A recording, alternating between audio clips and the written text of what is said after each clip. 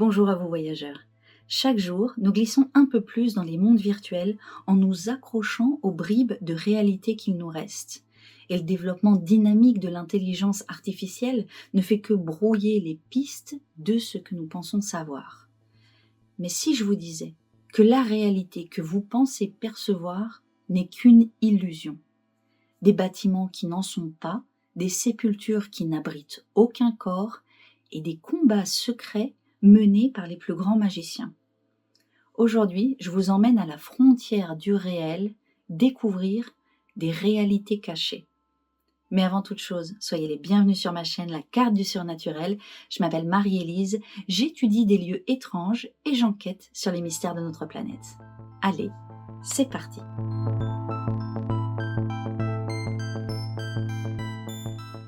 Tout au long de l'histoire, des structures ont été conçues pour dissimuler leur véritable fonction ou pour cacher des secrets, et ce, même au cœur des plus grandes villes. Si je vous dis par exemple que ceci ou cela, ce ne sont pas des immeubles, mais des infrastructures techniques. L'idée des fausses façades à Paris remonte aux grands travaux d'urbanisme au XIXe siècle, notamment sous l'impulsion du baron Haussmann. Ces aménagements visaient à moderniser la ville tout en gardant une cohérence visuelle. Au fil du temps, avec le développement des réseaux de transport et des infrastructures, la nécessité de dissimuler des installations techniques est devenue évidente. Alors on pourrait imaginer que ce sont seulement des installations décoratives, en fait, un peu comme les décors de Disneyland, mais c'est bien plus subtil que ça. Prenons le cas le plus simple. 29 rue de Quincampoix, dans le 4e arrondissement, c'est une peinture en trompe-l'œil. Bon, là, on est sur quelque chose de basique. Au 174 rue du Faubourg Saint-Denis, dans le 10e arrondissement, c'est un puits de ventilation du RER E qui est caché, cette fois par une façade factice. En fait, en 1981, quand les voies du RER B ont été modifiées pour allonger son trajet jusqu'à la gare du Nord, il est apparu évident qu'il fallait créer des bouches d'aération. Et pour ces raisons techniques, il a fallu démolir 2 immeubles, l'un de 5 étages et l'autre de 6 étages. Alors, il y a assez peu d'informations exactes sur ces travaux qui sont donnés sur Internet. J'ai dû aller voir sur les permis qui ont été accordés. J'ai trouvé un permis qui a été demandé en juin 1992, donc pour la destruction. Il a été accordé en 1993 et l'année suivante, donc en 1994, il y a 2 cheminées de ventilation qui ont été créées. La façade en elle-même a été faite bien plus tard, finalement, en 1997. Vous le voyez sur les images vues du ciel, si on regarde ce bâtiment, on dirait la bouche de l'enfer. Alors ce qui est amusant, c'est qu'il faut savoir qu'avant Google Maps, en fait, très peu de personnes étaient au courant de l'existence de ce bâtiment, à part quelques guides spécialisés sur Paris, et que, en fait, c'est l'avènement de Google Maps avec ses photos vues du ciel qui nous a permis de connaître, en fait, l'existence de cette infrastructure technique. Alors je trouve ça assez génial parce qu'on a tendance à se servir de Google Maps tous les jours et même parfois de Google Earth sans se rendre compte à quel point cela a changé notre vision du monde, notre capacité à explorer à la fois des endroits qu'on n'aurait pas vus dans d'autres cas, mais aussi de visualiser la façon dont le monde, les villes et les paysages sont construits. Et à ce titre, on peut vraiment dire que Google Maps a totalement révolutionné notre vision du monde. Alors dans le cas précédent, on a totalement démoli puis on a reconstruit. Mais imaginez qu'il est possible d'évider un immeuble entier. Et c'est ce qui s'est passé au 145 rue Lafayette dans le 10e arrondissement.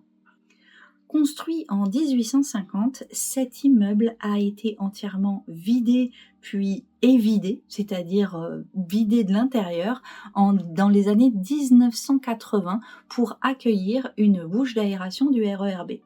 Bon, en termes d'urbanisme et d'histoire, c'est un peu dommage qu'un immeuble aussi ancien ait été je sais pas, on a enlevé ses entrailles en fait, je trouve ça un peu étrange, mais apparemment les raisons techniques passent avant l'histoire. Et la façade d'origine du bâtiment a été gardée pour pouvoir faire cette installation. Du coup, de l'extérieur, on n'imagine pas du tout la fonction technique. De devant, c'est une façade de style haussmannien comme toutes les autres façades autour. 5 étages, 4 fenêtres par niveau, un balcon au deuxième. À première vue, rien ne semble anormal. Au rez-de-chaussée, il y a un porche et une porte d'entrée comme dans n'importe quel autre immeuble parisien. Mais en y regardant plus près, il y a un détail qui intrigue. Les fenêtres ont bien des vitres, mais aucun volet. Devant l'immeuble, aucun mouvement, aucun habitant qui rentre ou qui sort. Et il n'y a bien évidemment jamais personne aux fenêtres, jamais aucune ombre qui passe, aucune lumière qui s'allume, puisqu'en fait toutes ces entrées sont en réalité murées et dissimulées. Et les détails ont été poussés jusqu'au maximum, puisqu'en fait à côté de la porte d'entrée, on peut voir une plaque en bois. Si on s'approche, ce n'est pas du tout une plaque en bois, c'est une peinture en trompe-l'œil sur une plaque de métal. C'est une façade de pierre de 7 mètres de large, mais qui n'abrite rien d'autre. Comme je vous l'ai dit, cet immeuble a été totalement évidé. On lui a finalement complètement enlevé ses entrailles. Et moi, je trouve qu'il y a quelque chose de très étrange et de très angoissant, en fait, dans cette description. Cette superposition de réalité cachée et apparente n'est pas sans rappeler les œuvres de Philippe Cadic, où en fait les perceptions et la réalité s'entremêlent. Dans son essai Comment construire un univers qui ne se casse pas la figure 2 jours après, Philippe Cadic explore justement l'idée de la fragilité des univers fictifs et la manière dont ils peuvent s'effondrer. Et cela reflète la dualité entre l'apparence et la fonction réelle des structures urbaines. Après, dans Paris, il y a des cas hybrides comme aux 3 rue de l'Aqueduc, dans le 10e arrondissement, où là, c'est à la fois un immeuble qui a une fonction technique et un immeuble d'habitation. Alors à l'intérieur, il y a des bouches d'aération des RER D et B. Les 2 premiers étages, c'est-à-dire les étages les plus bas, sont réservés pour ces aérations et les étages supérieurs, eh bien, sont des endroits d'habitation. Alors moi, je sais pas, je pense que je ne pourrais absolument pas habiter au-dessus du vide comme ça, mais peut-être que les loyers sont un peu plus bas.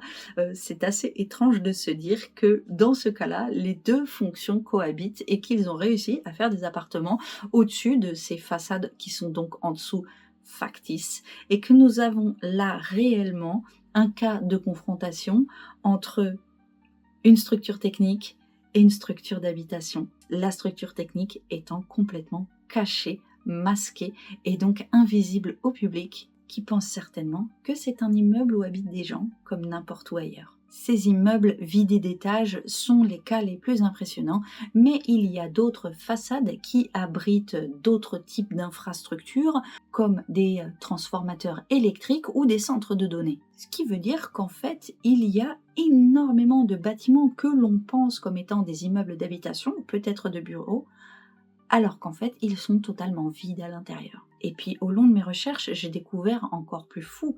Il y a certaines infrastructures techniques très bien incorporées dans des villes qui cachent des puits de pétrole.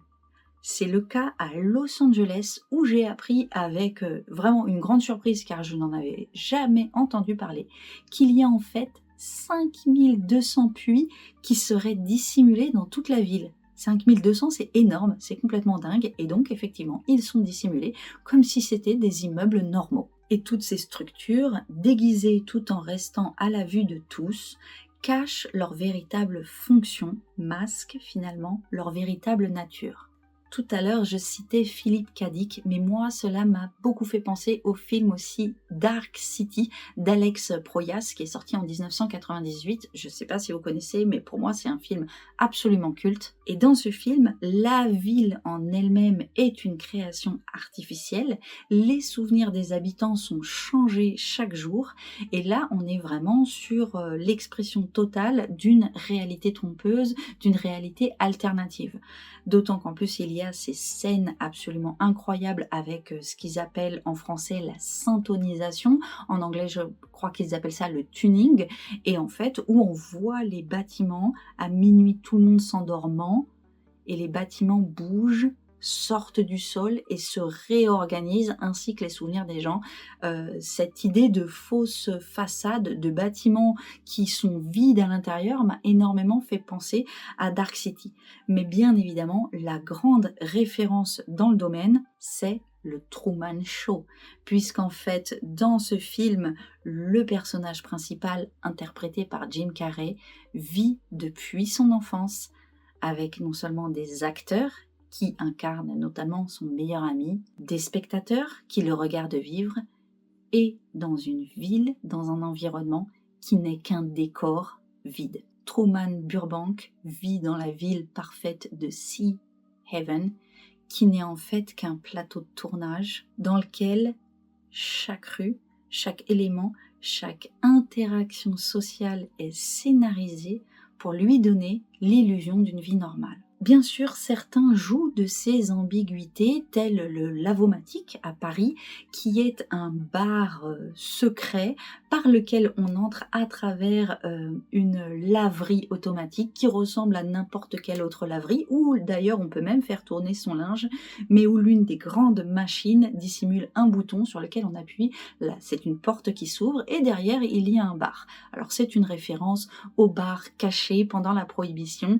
On en avait parlé à l'occasion des souterrains de Los Angeles, un sujet absolument fascinant. Inspiration ou mimétisme, à Tokyo, il y a des légendes qui parlent de fausses devantures de magasins qui cacheraient en fait des entrées vers des bureaux gouvernementaux ou des sociétés secrètes, ainsi que des combini. Alors combini, ce sont ces supérettes ouvertes 24 heures sur 24.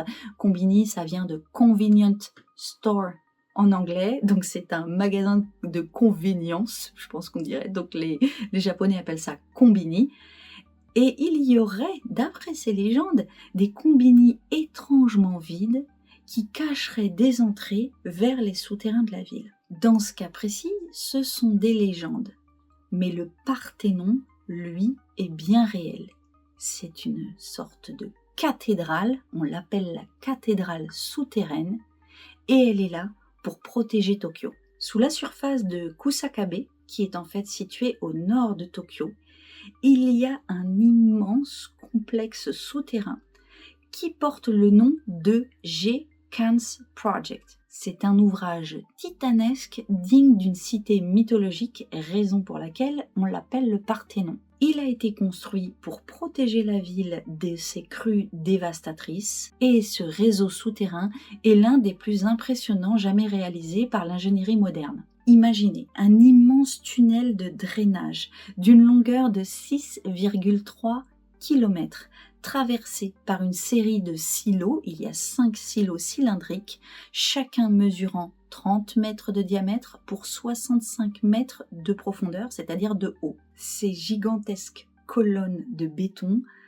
évoquent l'idée d'une sorte de temple abandonné dans les entrailles de la ville. Mais ici, pas de divinité oubliée ou de rituel occulte, ce sont en fait les eaux qui s'engouffrent à l'intérieur pour pouvoir éviter d'aller submerger la ville en surface. Ce souterrain qui peut contenir l'équivalent de 25 piscines olympiques d'eau. Lorsqu'il y a un typhon et des crues, l'eau s'engouffre à l'intérieur et d'immenses pompes se mettent en route. Ces pompes permettent de transférer toute l'eau vers la rivière Edo et elles ont une capacité absolument incroyable. Elles peuvent aspirer 50 mètres cubes d'eau, soit 50 tonnes d'eau par seconde. Il y en a 4. Et toute cette infrastructure souterraine, qui n'est donc pas visible depuis la surface, a une atmosphère quasiment surréaliste. Elle est éclairée par des lumières tamisées, il y a des salles colossales avec des colonnes cyclopéennes, et franchement, on dirait plus un décor de science-fiction qu'une simple installation hydraulique. On raconte même que certains visiteurs, lors des ouvertures au public, car il y a des gens qui ont pu le visiter, parle d'une sensation d'écrasement et d'oppression.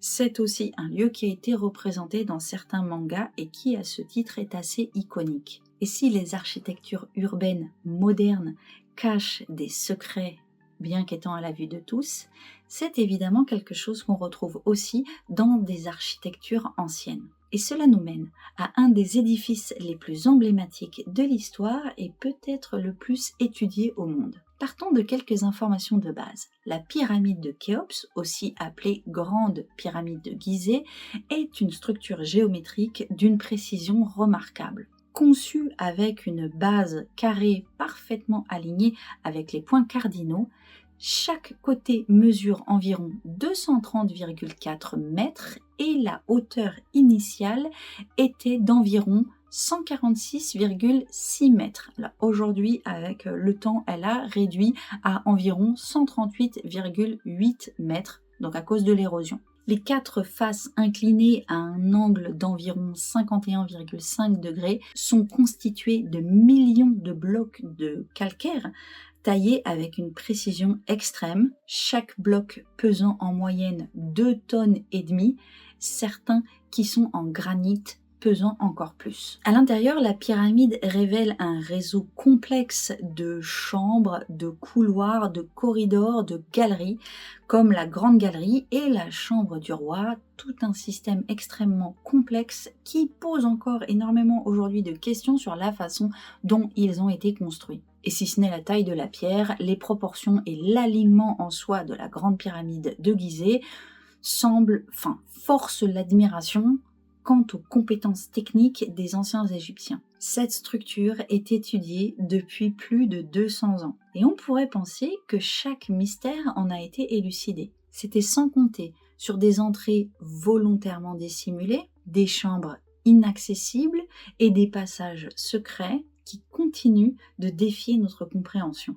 Et ces aspects énigmatiques font vraiment écho à cette notion de réalité secrète, d'endroits masqués, de choses qui se passeraient à l'intérieur, mais qui sont masquées de l'extérieur. Et alors que dans les récits de science-fiction, on nous invite à aller découvrir des univers parallèles, généralement en dehors de la Terre, la Grande Pyramide de Gizeh, la pyramide de Khéops, semble nous inviter à continuer d'explorer ce que finalement nous avons sous les yeux et qui n'a pas encore révélé tous ses secrets. Les recherches scientifiques sur la Grande Pyramide de Gizeh ont réellement commencé avec Napoléon Bonaparte lorsqu'il a mené des campagnes entre 1798 et 1801, ce qui a ouvert la voie à ce que l'on appelle aujourd'hui l'égyptologie moderne. Par la suite, au cours du XIXe siècle, des savants comme Giovanni Battista Belzoni, ainsi que John Shea Perring et Carl Richard Lepsius ont conduit des études approfondies, posant ainsi les bases de notre compréhension actuelle de ce monument qui date quand même d'il y a 4600 ans. Et en 2017, à l'occasion du projet Big Pyramid Void, des scientifiques, des chercheurs ont découvert une cavité cachée à l'intérieur de la pyramide. Cette cavité, d'environ 30 mètres de long, reste aujourd'hui complètement inexpliquée quant à sa fonction. Et l'année dernière, donc en 2024, les autorités égyptiennes ont apporté des précisions quant à cette découverte. Il y a donc la cavité dont je vous ai parlé qui fait 30 mètres de long et il y a un très long couloir qui mesure plus de 9 mètres de long et 2 mètres de large.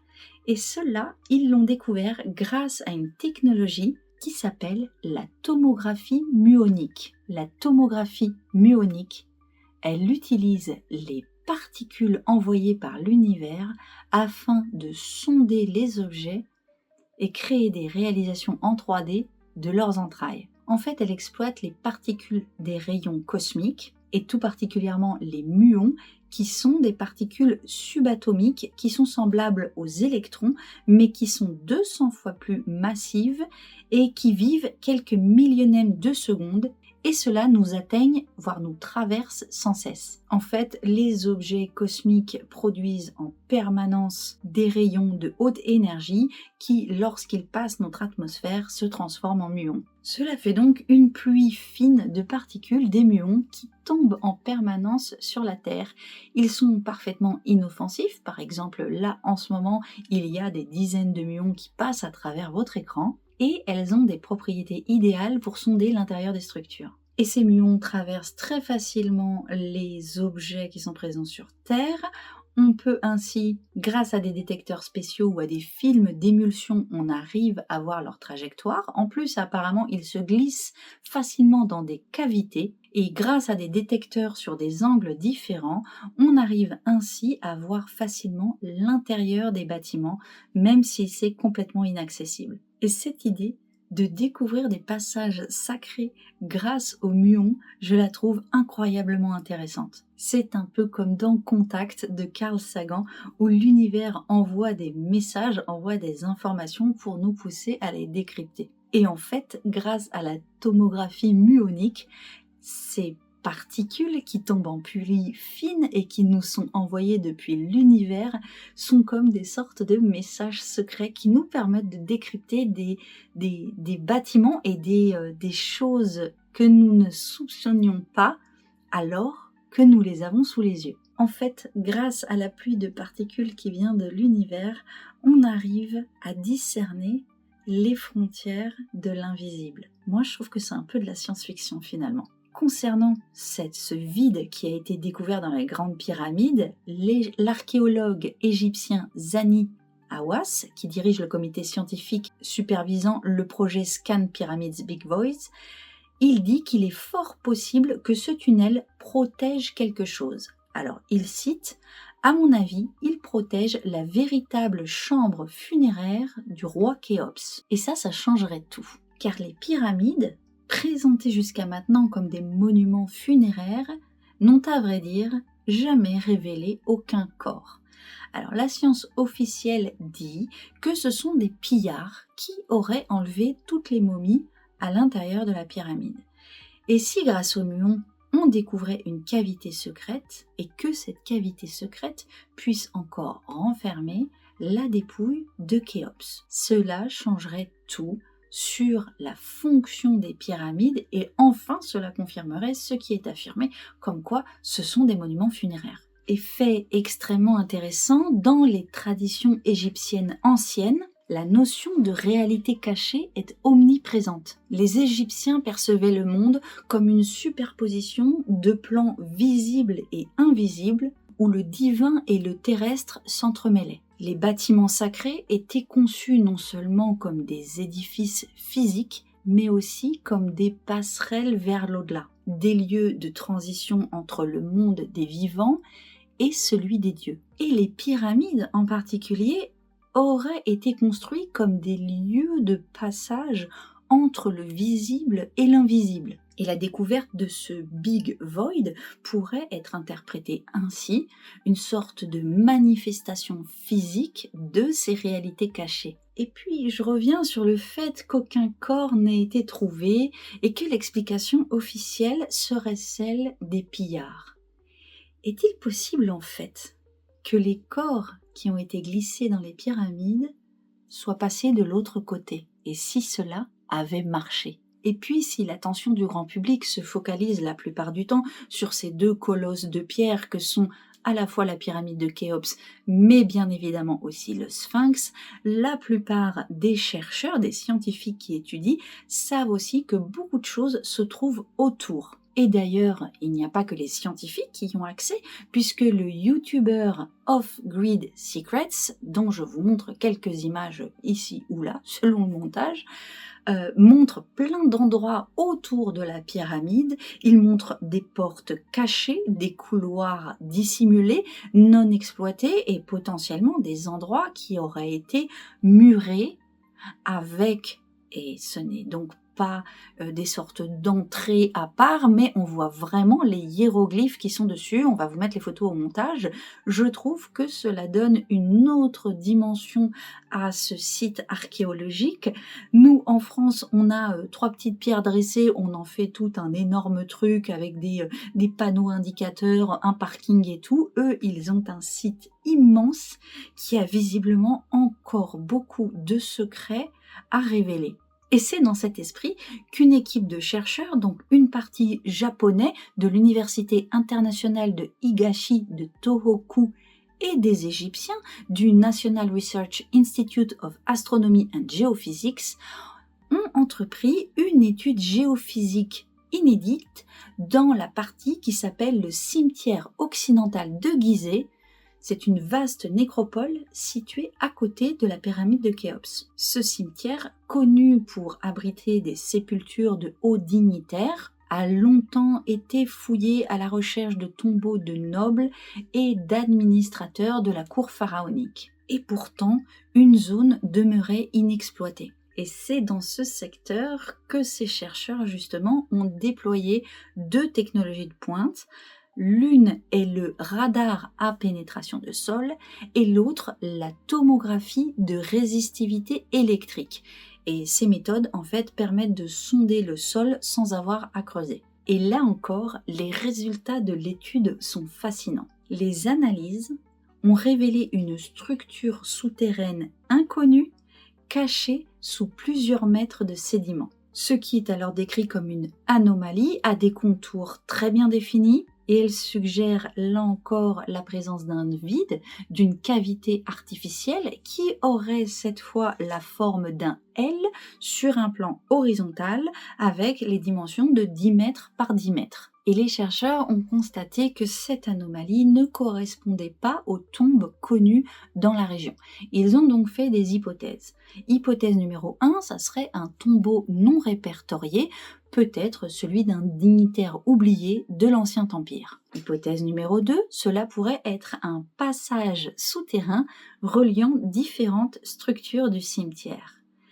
Hypothèse numéro 3, cela pourrait être un complexe funéraire inédit qui pourrait donc bouleverser notre compréhension de la manière dont les enterrements étaient organisés à Gizeh. Là encore, des passages invisibles. Les pyramides et le sphinx du plateau de Gizeh sont certainement le site archéologique le plus connu au monde, et le plus étudié aussi peut-être. Et si les secrets du plateau de Gizeh échappent à nos yeux, c'est peut-être aussi parce qu'ils sont du ressort d'une réalité cachée, d'une réalité secrète, finalement d'un autre plan de réalité.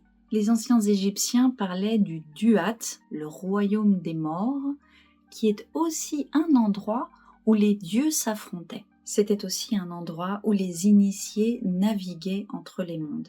Et si ces monuments n'étaient pas seulement des tombeaux, mais aussi une forme d'arène où se déroulaient des combats invisibles, des combats magiques. Ce ne serait pas la première fois que l'histoire porte des traces de combats immatériels. À d'autres époques, dans d'autres lieux, certains ont mené des combats non pas dans notre monde dit réel ou tangible, mais bien des combats magiques qui touchaient aux énergies subtiles de notre univers.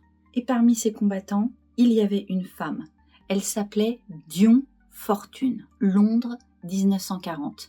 Alors que les bombes du Blitz s'abattent sur la ville, une autre bataille se joue, et celle-ci non sur le plan physique, mais sur le plan occulte. Après avoir exploré les réalités cachées dans les mondes physiques, élargissons maintenant nos perspectives vers des dimensions plus subtiles, un endroit où le visible et l'invisible se confondent. J'ai découvert l'histoire de Dion Fortune et je l'ai trouvée absolument extraordinaire, pour le moins occulte, mystique et étrange. C'était une occultiste britannique, héritière de la Golden Dawn et fondatrice de la Fraternité de la Lumière intérieure. Elle croyait en une vérité oubliée. Les guerres ne sont pas que des affrontements entre des nations, mais aussi des chocs entre des égrégores. Les égrégores, ce sont ces entités créées lorsque plusieurs personnes sont en contact. C'est comme si lorsqu'il y avait un groupe, il y a une forme d'entité supérieure, pas vraiment supérieure en termes de niveau énergétique, mais en tout cas une entité supplémentaire qui est créée et qui agit en quelque sorte au nom du groupe. Et bien évidemment, pas la peine de vous l'apprendre, les ennemis, le bloc ennemi, dont nous n'avons pas le droit de prononcer le nom sur YouTube, croyaient eux aussi aux forces occultes et aux capacités psychiques pour intervenir dans cette guerre. Face à cela, Dion Fortune a décidé de ne pas rester spectatrice. Depuis son sanctuaire de Glastonbury, un lieu imprégné des légendes arthuriennes dont elle se revendiquait, elle organise des cercles de méditation. Elle appelle les forces de la lumière à contrebalancer l'obscurité qui menace d'envahir l'Europe. Chaque semaine, elle rédige et envoie des lettres à ses disciples, les poussant à faire un exercice de visualisation collective. Leur objectif, ériger un rempart spirituel contre l'invasion ennemie, une bataille sur le plan astral où l'énergie du mental peut façonner la destinée des peuples. Dion Fortune, de son vrai nom Violette Marie Firth, est née en 1890. Elle était donc, comme je vous l'ai dit, une occultiste, une écrivaine et une mystique britannique. C'est une figure majeure de l'ésotérisme du XXe siècle. Son travail a profondément influencé la magie cérémonielle et la tradition ésotérique occidentale, en particulier ce qui deviendra plus tard la Wicca, ainsi que ce qu'on appelle la magie moderne. Elle est née dans une famille méthodiste, mais elle développe très jeune une véritable passion à la fois pour l'occultisme et le spiritisme. Elle étudie la psychanalyse et s'inspire de Carl Jung, et notamment de ses idées sur l'inconscient collectif et les archétypes qu'elle intègre dans ses rituels magiques. Elle s'intéresse aussi à la théosophie, qui est un mouvement qui a été créé par Helena Blavatsky. Et ce mouvement prône la recherche des vérités cachées derrière les religions et l'histoire humaine. Alors, Helena Blavatsky, nous en reparlerons certainement à l'occasion d'un autre sujet, car la vie de cette femme est absolument extraordinaire et c'est aussi une figure majeure dans l'occultisme.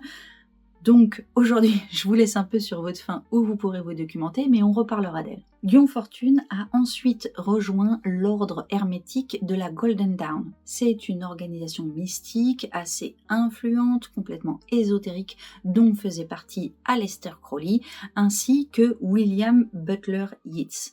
Alors, Yeats, c'était un poète occultiste complètement impliqué dans tout ce qui est magie, rituel mystique. Aleister Crowley, on en a déjà parlé dans les commentaires, je n'en parlerai pas, je pense, sur cette chaîne, tout simplement parce que c'était un sataniste notoire et qu'en plus ses pratiques de magie sexuelle sont pour le moins complètement étranges, voire dévoyées. Alors oui, je sais, il y a plein de personnes qui vont me dire « mais il a dit que il n'était pas sataniste, il était je ne sais trop quoi, libertarien ». Enfin moi je vous avoue que je ne juge pas forcément les gens sur ce qu'ils disent, mais aussi sur ce qu'ils font, et la vie de Aleister Crowley à ce titre ne m'intéresse pas. Donc pour tous ceux qui m'ont dit dans les commentaires « il faudra absolument en parler », a priori non. Mais je le cite là parce qu'on parle de la Golden Dawn et forcément c'est une figure influente de ce mouvement. Et donc il fallait le citer, c'était aussi l'occasion de vous donner mon avis sur ce personnage. Mais revenons du coup à Dion Fortune. C'est à l'ordre hermétique de la Golden Dawn qu'elle a appris ce que l'on appelle la magie cérémonielle. Elle a aussi appris la kabbale et l'alchimie spirituelle. Mais cependant, elle va s'en séparer assez rapidement et en 1924, elle va créer son propre ordre, la Society of the Inner Light, c'est-à-dire la confrérie ou la congrégation de la lumière intérieure. Cette fraternité est basée sur ses visions mystiques et sur l'idée que la spiritualité ne doit pas rester enfermée dans des cercles élitistes, mais doit être partagée pour guider l'évolution de la société. Elle développe un système de magie influencé à la fois par la kabbale hermétique, la tradition arthurienne et le christianisme ésotérique. On peut là voir immédiatement tous les liens avec Helena Blavatsky et le théosophisme, mais c'est-à-dire qu'en fait c'est une façon un peu de faire une sorte de syncrétisme de plusieurs croyances, et là quand on se retrouve à mélanger à la fois la kabbale juive, les légendes arthuriennes entre française et britannique et le christianisme ésotérique, on est forcément dans quelque chose d'un peu novateur, mais qui était tout à fait dans l'esprit de l'époque. Ces rituels et ces méditations visent à éveiller la conscience des initiés et à les mettre en contact avec des forces spirituelles supérieures qu'elle considère comme des intelligences guidant l'évolution du monde. Elle va donc lancer ce qu'elle appelle sa grande bataille spirituelle. Et lors de cette bataille, elle va invoquer des grands archétypes protecteurs. On parlait tout à l'heure du fait qu'elle avait emprunté l'idée des archétypes à Jung. Elle va parler de l'archange Michael, Excalibur, la fameuse épée magique du roi Arthur, des rois et des reines du Graal. Petit chien, il faut que je finisse ma vidéo. Elle mobilise en fait des symboles parce qu'elle sait que dans l'invisible, les symboles sont des armes. Là où certains voient une guerre avec des chars et des bombardiers, elle voit une véritable guerre spirituelle, une guerre des consciences. Et elle n'est pas la seule. En fait, il y a d'autres occultistes, donc en Grande-Bretagne, en Allemagne et aussi en France, qui cherchent à influencer les événements à travers des rituels secrets, cherchant à canaliser les forces primordiales du monde. Ainsi donc, Dion Fortune n'est pas la seule à œuvrer spirituellement pendant la guerre. Il y a véritablement deux camps avec des forces occultes qui s'affrontent. Alors le régime, vous savez, des ennemis était extrêmement influencé par l'occultisme et les sociétés secrètes. Alors le sujet étant un peu délicat sur YouTube, je ne vais pas rentrer dans les détails, mais vous trouverez énormément d'informations à ce sujet. Quelques noms quand même, il y avait Carl Maria Willigut qui développa une version alternative des runes, ces fameux symboles vikings, et qui inspira la symbolique ésotérique du régime. Il y avait Otto Rahn qui était archéologue et aventurier, lui cherchait le Saint Graal et croyait que la mythologie arthurienne cachait un savoir ésotérique perdu. Et il y avait la Société de Thulé, qui était un cercle ésotérique influent, actif avant l'arrivée de ce régime tyrannique, et qui combinait occultisme et pangermanisme. Plusieurs hauts dignitaires du régime en furent membres ou influencés par ces idées. Donc ça, c'était pour l'Allemagne. En Angleterre, en plus de Dion Fortune, il y avait d'autres figures britanniques qui étaient aussi à l'œuvre dans ces combats spirituels. Il y avait Aleister Crowley. On ne sait jamais en fait si c'est la vérité ou si c'est lui qui a inventé la moitié ou si c'est les gens qui le suivaient qui ont enjolivé ses activités. Lui, on raconte qu'il aurait tenté d'utiliser ses connaissances magiques pour contrer les ennemis. Il aurait même été soupçonné d'avoir collaboré avec les services secrets en exploitant les croyances ésotériques allemandes. Certains racontent qu'il aurait participé à des rituels pour affaiblir le grand chef sur le plan astral. Il y avait aussi Gerald Gardner, qui est le père de la Wicca et qui aurait organisé un rituel collectif en 1940 appelé l'opération Cône de pouvoir. Et là, un groupe de sorciers aurait tenté d'empêcher une invasion allemande en lançant un égrégore offensif. C'est une histoire absolument incroyable. En juin 1940, après la chute de la France, l'Angleterre est seule face à l'Allemagne. Le plan Sea Lion, où les ennemis allaient commencer à envahir les îles britanniques, est en préparation. Les forces britanniques sont en train de se mobiliser pour intervenir, mais un groupe de sorciers, d'occultistes, de magistes s'apprêtent eux aussi à lancer une offensive. Cette opération Cône de pouvoir a eu lieu dans un endroit qui s'appelle New Forest, qui est une forêt ancienne du sud de l'Angleterre, réputée pour être un haut lieu d'énergie et de sorcellerie traditionnelle. Gerald Gardner, qui est considéré comme le père de la Wicca, a réuni plusieurs sorciers pour un grand rituel de protection visant à détourner l'invasion grâce à des moyens magiques. Le cône de pouvoir, c'est un élément réel, un élément clé de la magie rituelle.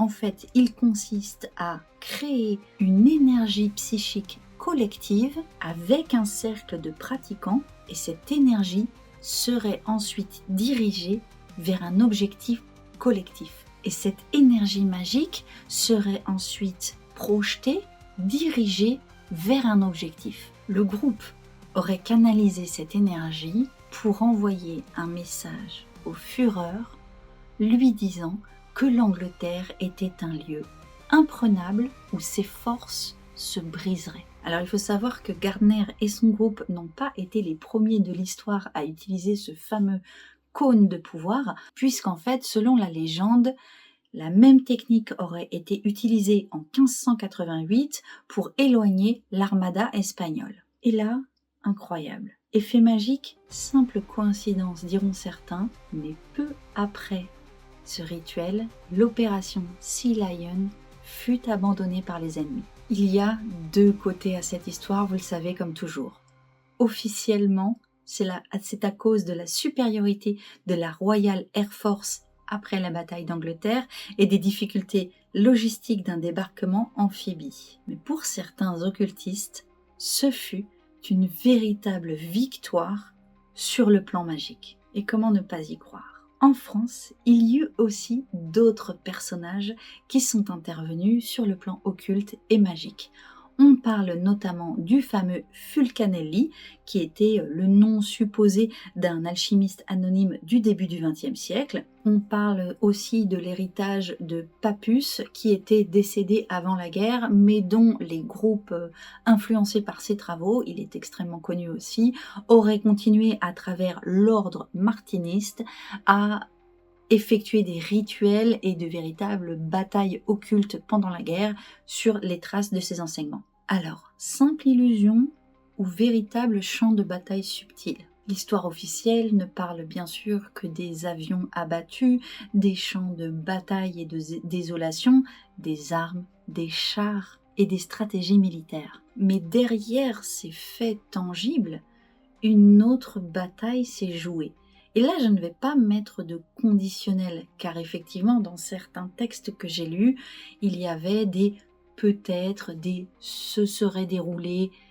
Mais la vérité, c'est que ces gens sont véritablement intervenus. Car Dion Fortuny y croyait, la guerre dépend autant des armes que de l'esprit des hommes. Et cette histoire illustre encore une autre forme de réalité secrète. Une réalité dans laquelle les forces de l'invisible, mais aussi la perception que nous avons du monde, semblent jouer un véritable rôle dans nos interactions avec le monde. Qu'il s'agisse de monuments physiques, de bâtiments, de structures ou de rituels, les réalités secrètes sont omniprésentes. Elles nous rappellent que le monde est rempli de couches cachées attendant d'être découvertes par ceux qui osent regarder au-delà des apparences. Philippe Cadic, créateur de réalités alternatives et spécialiste incontesté du questionnement de la réalité, a dit « Des réalités truquées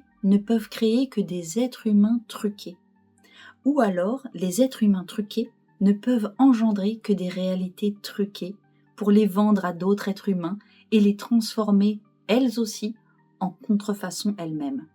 On obtient donc des faux êtres humains, inventant de fausses réalités et les colportant à d'autres faux êtres humains. Mais si les réalités truquées créent des êtres humains truqués, alors peut-être que l'inverse est aussi vrai. Des réalités cachées n'attendent que des esprits éveillés pour se révéler. Et peut-être que voir au-delà des apparences, croire au monde invisible, c'est ce qui nous rend encore plus réels. Chaque mythe, chaque rituel, chaque trace d'un monde invisible est une forme d'appel. Un appel à refuser la contrefaçon du réel pour découvrir l'inconnu et dépasser les limites imposées pour explorer ce qui se cache derrière le voile.